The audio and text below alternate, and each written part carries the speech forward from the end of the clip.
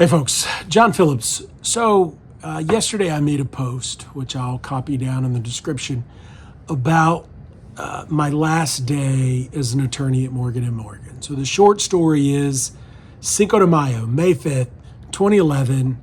I had spent about 8 to 10 years doing insurance defense, worked my way up to as a name partner, had clients like State Farm and Hertz and Coca-Cola, and got the proverbial offer I couldn't refuse from Morgan & Morgan, the world's largest personal injury firm, back in 2010.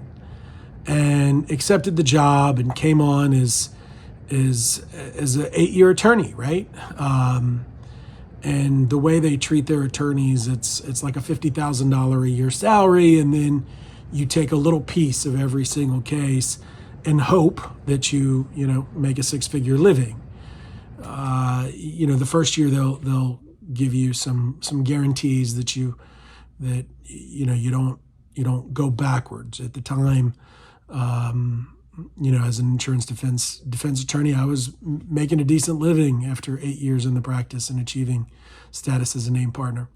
So I was there approximately a year and a half, and on Cinco de Mayo, the senior partner walks into my office and lets me know it'd be my last day.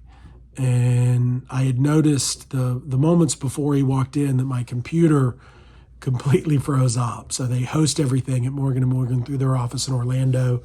You're just looking at, a screen that essentially is projected from Orlando.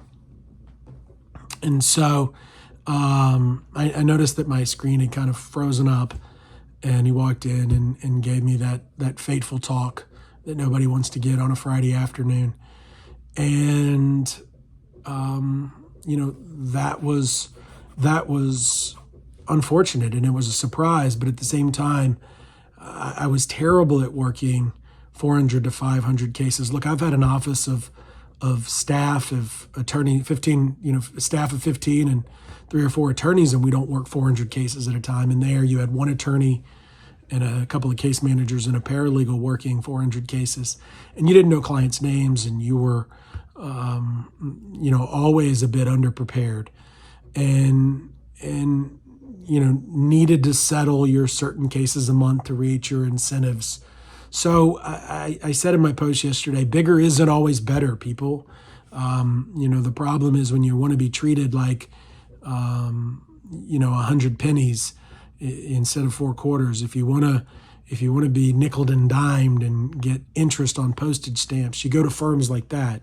If you want to be important and have your case, custom worked up for you, you find board certified civil trial lawyers who work cases more individually, like our office.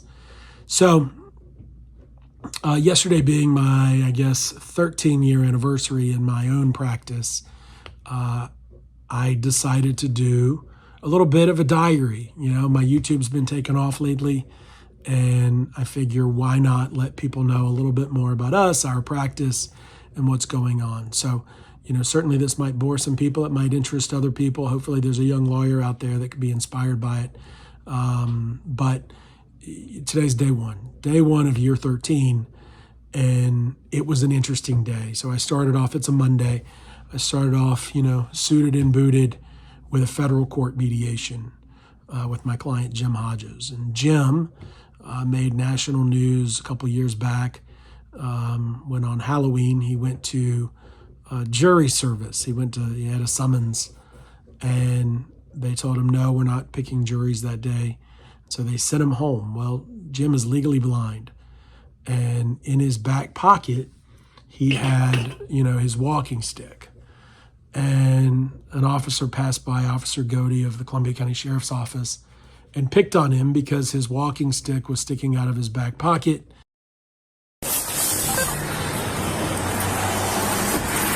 Hi there. Hey.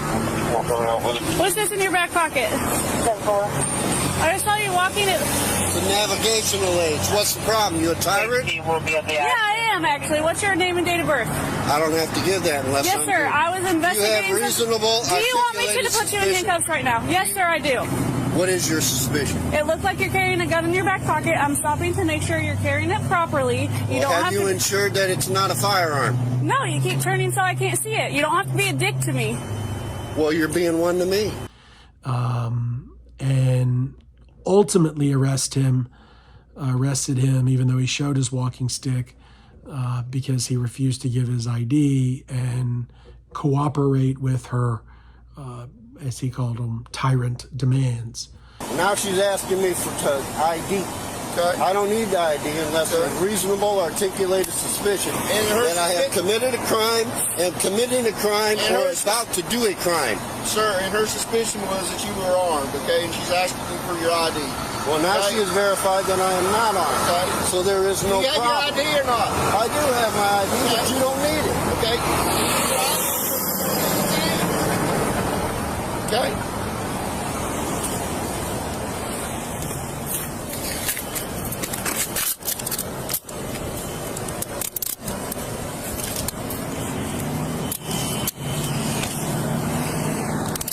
All right, you deserve it.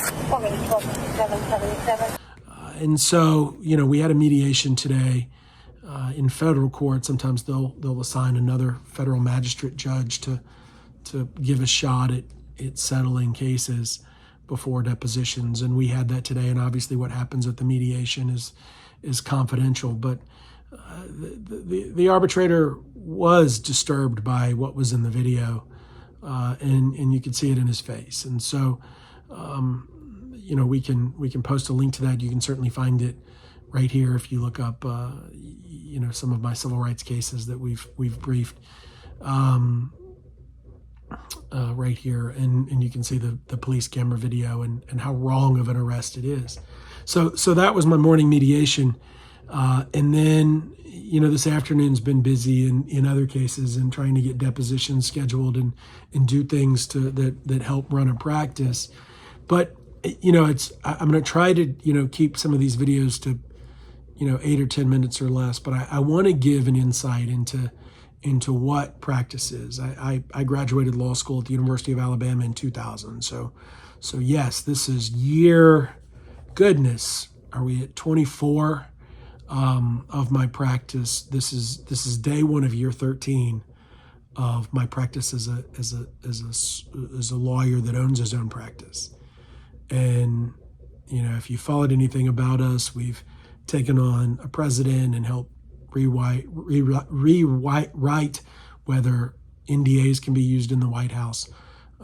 We've got civil rights verdicts and wrongful death verdicts, and we've represented 7 women who've been run over while sunbathing on the beach. It's been an interesting career. There's lots of media that we've done, lots of awards that we've won.